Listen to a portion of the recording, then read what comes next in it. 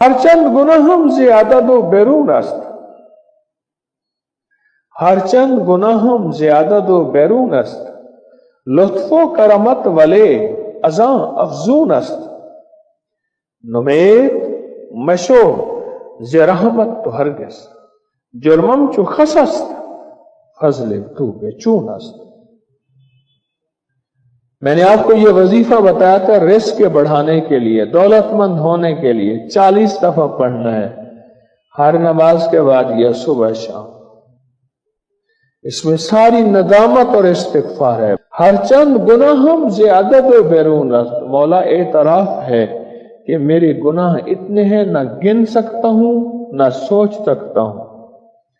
ز عدد و بیرون است، عدد سے بھی باہر ہیں، پر مجھے ایک پتہ ہے کیا کہ لطف و کرامت والے ازاں افزون است.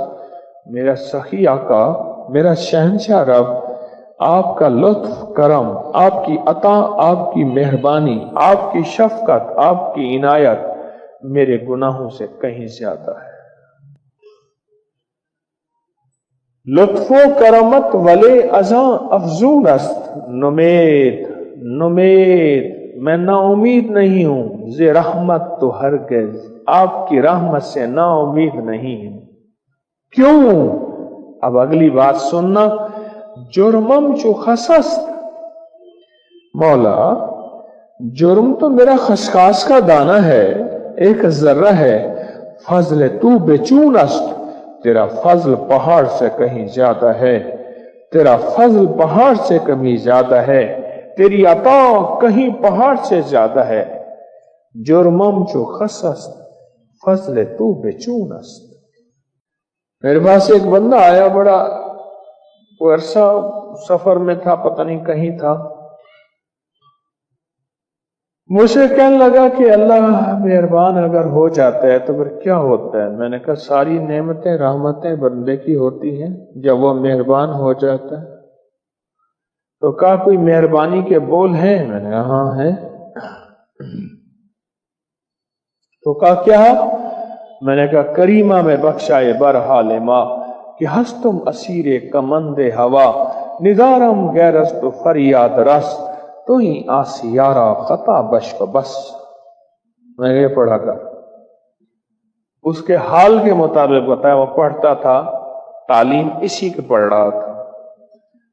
کریمہ میں بخشائے برحال ماں کہ ہستم اسیر کمند ہوا، ندارم غیرست فریاد رس، تو ہی آسیارا خطا بشک بس. آج بولوں کی دنیا بتا رہا ہوں، بولوں کی دنیا، بس اس طرف ذہن چلا گیا ہے. کچھ عرصے کے بعد مجھ سے کہنے لگا میں نے اس کے پڑھنے سے رب کا دیدار کیا. ہاں، حضرت سفیان ثوری رحمۃ اللہ علیہ بزرگ ہیں، انہوں نے 400 دفعہ اللہ کا دیدار کیا.